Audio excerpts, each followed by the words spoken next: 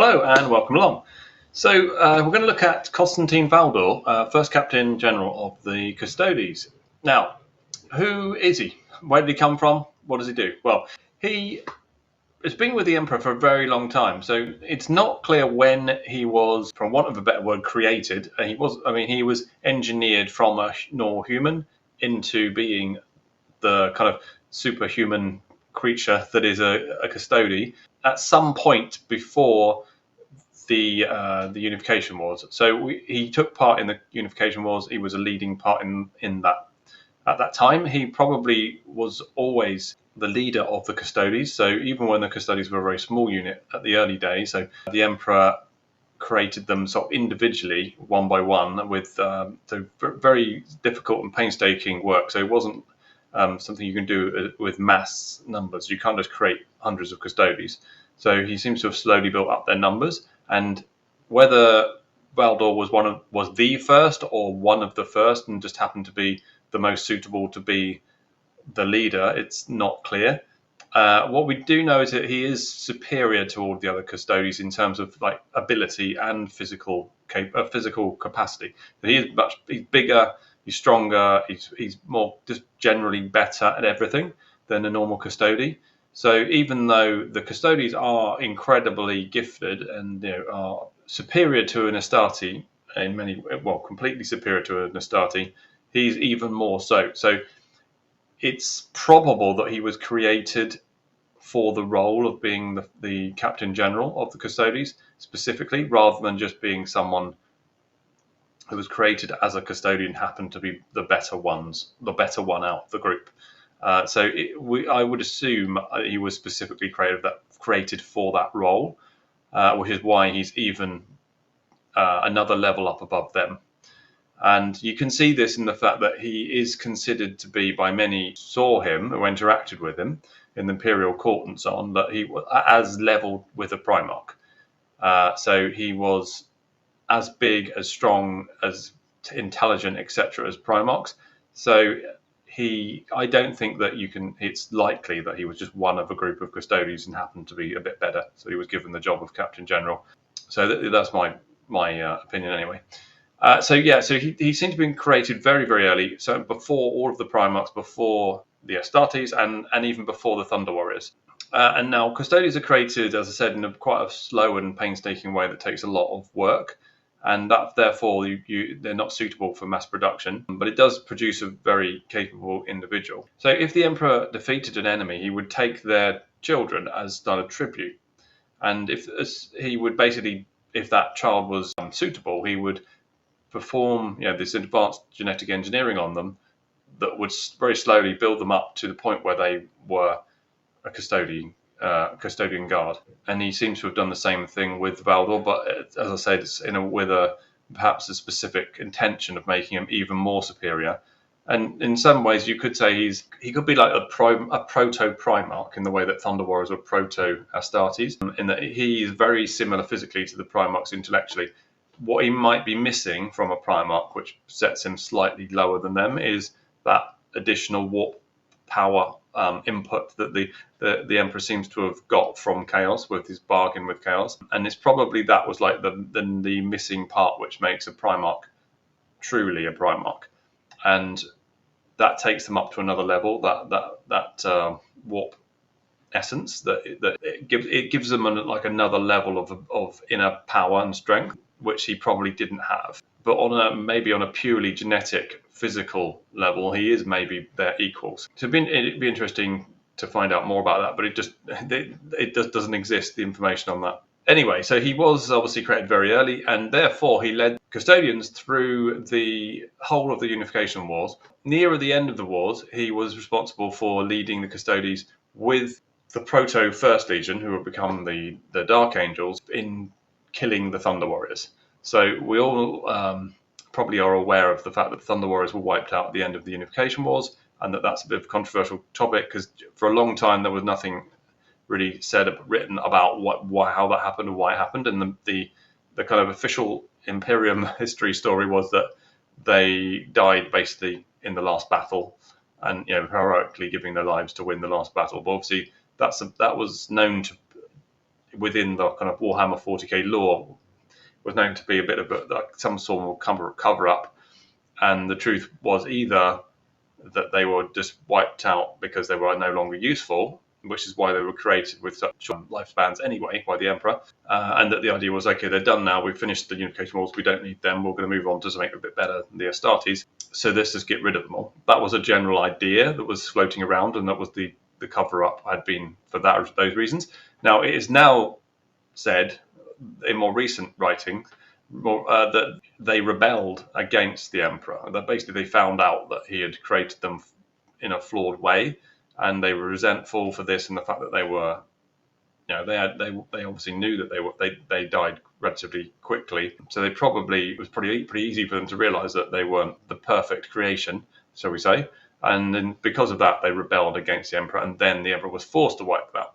Now, I personally would say that still sounds a bit like a cover-up to me, and it's more likely, even though that may be the official stance at the moment, my own opinion is that they were just wiped out because they'd reached the end of their useful time, and the Emperor probably preempted any rebellion by just simply wiping them out. But what we do know is that it was Constantin Valdor who led that force and did the deed, shall we say.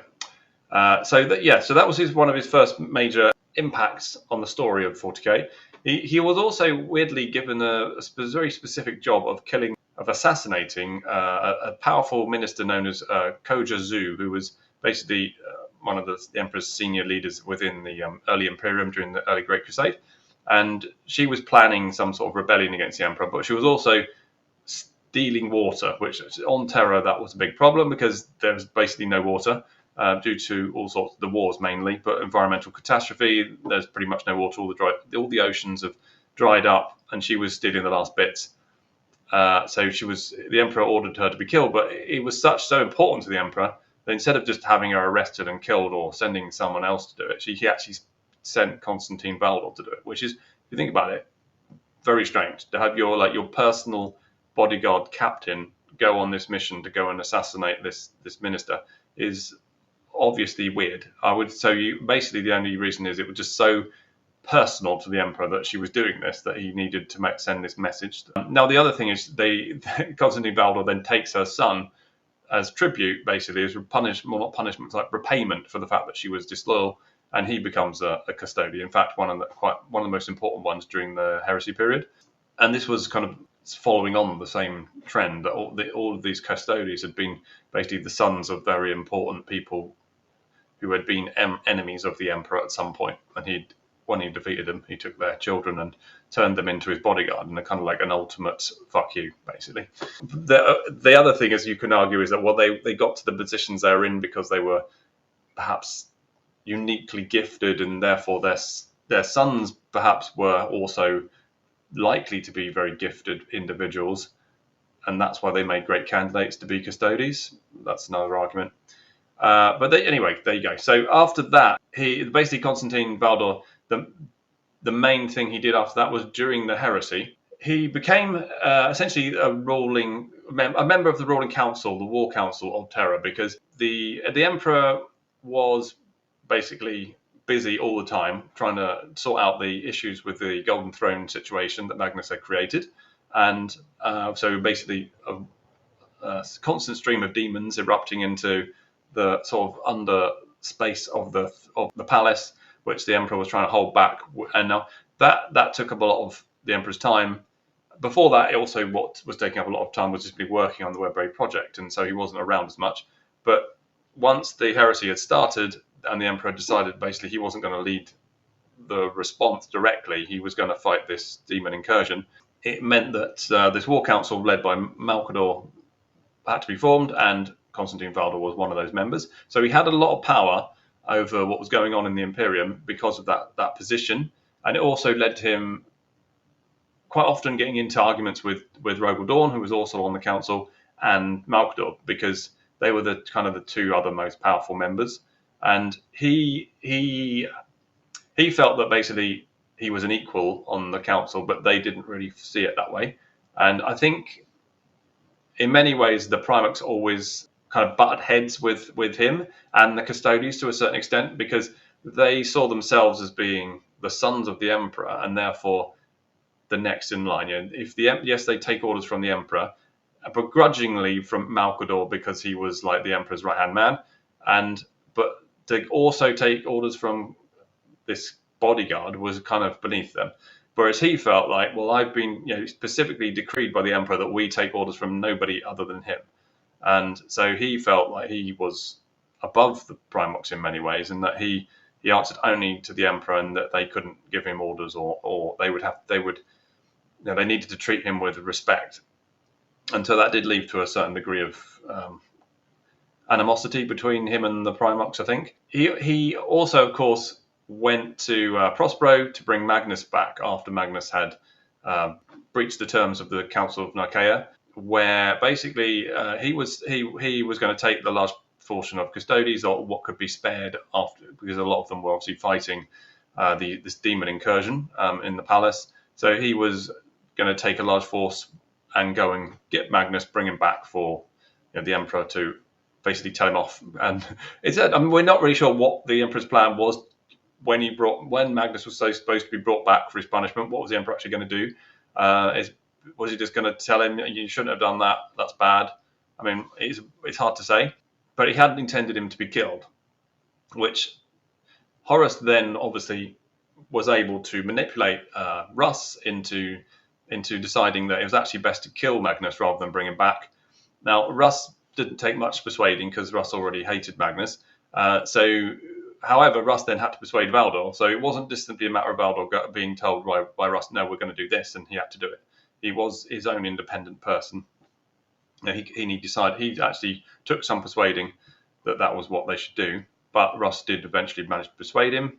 And of course, then the burning of Prospero occurs. And during the battle, he does, he obviously performs very well. He's a very individually capable warrior, beyond anyone really other than Primarchs. He's incredibly gifted, both physically and intellectually. And so there's not many individuals that would pose any threat to him. He also has, the near perfect armor that's created for him specifically, that's extremely well made, incredibly well created, artisan crafted weapons, etc. So on the battlefield, he's practically invulnerable, and it would really probably take a Primarch or a massive, like some sort of war engine, a huge outnumbering of heavy weapons or something to bring him down. And so he does go through the Battle of Prospero pretty much unscathed. I think he picks up a wound after fighting quite a lot of Thousand Sons, but there's no real risk to him, unless he came up against Magnus, which he doesn't. He's also actually, by the end of the battle, the Space Wolves actually have almost lost twice in the battle. It does swing back and forth, and it's really only the fact that the Custodes are there, as well as the Silent Sisters, that they actually managed to get off of Prospero before it's going to kind of consumed in a warp storm. And even then, the Space Wolves take huge casualties. So really, the fact that Valdor is there with his Custodes, of course, is very critical to the Space Wolves surviving at all. Now, but after that, he doesn't really take part in anything off-world. He goes back to Terra, and he remains there as part of this war council. Now, his main contribution there is kind of he creates the concept an assassin executioner force. So Malcador wants to send an assassin after Horus. Valdor, when he's told about this by Malcador, he decides that no, it'd be better if you sent one of each clade and they work together, because they'll have much more chance of victory that way, rather than sending one, oh, they died, and send another one, oh, they've died, so on. It was like, we'll put a team together and see if they can have some more success that way. So he creates that concept of the executioner force, which exists through to the current 40k universe. And this also, now of course, I should say that fails, but it probably was much more likely to succeed than had Malcador gone ahead with just sending one after another. But this leads to Rogel Dawn falling out with him, because Dawn is very much against any kind of underhand tactics. And obviously sending assassins to kill your enemy leaders is one of those things that he doesn't think is right, even though he obviously hates Horus by now. He still doesn't think it's right to send an assassin to kill him. And he feels it's counterproductive, and that basically even if they did succeed, someone else would step into his place, and they would be harder to predict what they might do versus Horus, who they already know quite well and know what to expect from him. At least that was his argument. I don't think that's a very good argument, to be honest. I think not having Horus in charge of the heresy would have been easier for the Imperium to be victorious. There's not really anyone else in the traitors that would have done a better job, I think, of commanding the traitor forces to try to potentially gain victory. So I think I don't think that's a great argument, but I think it's other point that kind of it was like we are lowering ourselves to their level, and if we don't have our own standards, then what's the point of winning? I think that is a better argument, and it's one that eventually the Emperor kind of steps in one of the rare moments when he's available and says, no, don't do any more of this underhand stuff. And then Malcador and Valdor have to stop. But Valdor is willing to do pretty much anything it takes to win. Like there's no line he won't cross if it means protecting the Emperor. And that's the thing about Valdor that makes him stand out from many of the other powerful leaders and heroes of the Imperium, is that he's very singularly focused on protecting the Emperor. And if it doesn't risk the Emperor, then he doesn't really care about it. If it's a threat to the Emperor in some way, then he will do absolutely anything it takes to eliminate that threat. That is who he is, basically. It's like 100% his personality is protecting the Emperor. Now, of course, eventually the heresy would reach Earth and Terra, and the traitor forces would try and invade Terra. As part of that battle, the Custodes fought, and he commanded them to try and defend Terra, to defend the palace, and he did that extremely well. Because again, not only is he a good individual warrior, he's a great commander, he's an inspirational leader, he's a great tactician. In many ways, he's close to being the perfect warrior, and so you can't really fault him in that way. Personality-wise, he's very single-minded, and it's hard to get a feel for who he really is because he's so kind of focused on protecting the Emperor, and he's very stoic, so you don't really see much of his emotional expression or anything like that. But you can't deny he's an incredibly capable individual warrior. Eventually, of course, Horus lets down the shields on his ship, sort of inviting the Emperor in to come and have a go, basically. And therefore, the Emperor teleports onto the ship with a few of his closest followers. So the Custodes are obviously, some of them at least, go with him. And it's not entirely clear how many, or even if Valdor was with them, although he should be, and it seems like he is. Obviously, Horus is able to eventually kill the Emperor while being killed by the Emperor. Well, I say kill him. He doesn't kill the Emperor as such, does he? He's mortally wounded the Emperor, which Valdor basically feels personally responsible for, because obviously he is his bodyguard, and if the Emperor is wounded, that's his fault. And so he manages to get the body back to the Imperial Palace, where it's put on the Golden Throne, and obviously the rest is history. But Valdor, having felt like he's failed, then basically resigns, but he doesn't, he kind of just disappears, basically. So he's just not recorded in history after that point. So it's totally unknown where he went, why he went, and what's he doing now, if he's even alive. Which is another one of those great mysteries that the 40k universe has, where they just kind of stop telling you about it, and it just, okay, maybe he'll come back one day. Maybe this will be the next person to come back into the current 40k universe, will be Valdor as he pops out the warp somewhere. I don't know. But in which case, what the hell's he doing? What's he been doing since then? There is some, I think, vague rumor that he could be on some secret mission working for the Emperor, and hidden in the background, probably, I don't know, killing people off when necessary or something. There's no details of that whatsoever, and I don't know. I think what more likely happened is there just isn't anything written about him after the heresy. Maybe one day there will be, but at the moment, all we can say is he is missing in action. Well, not in action even. He's just missing. He's just missing. He took all his weapons and war gear with him, apparently, because they don't exist in the trophy cabinets of the palace. So he went fully armed and equipped. So maybe he is on a special mission that's lasted 10,000 years. Who knows? But yeah, so there we go. That is Constantin Valdor. So you have to say one of the great heroes of the Imperium, one of the most capable individuals ever to exist in the Imperium, only surpassed by some of the Primarchs. Maybe not even all of the Primarchs. I mean, it's hard to say where exactly he'd fit in there, but certainly no one else. So what do you think of Valdor? Do you think he'll come back one day? Could be. Could be. Maybe. Like, subscribe, comment, and I'll see you next time. Thanks a lot.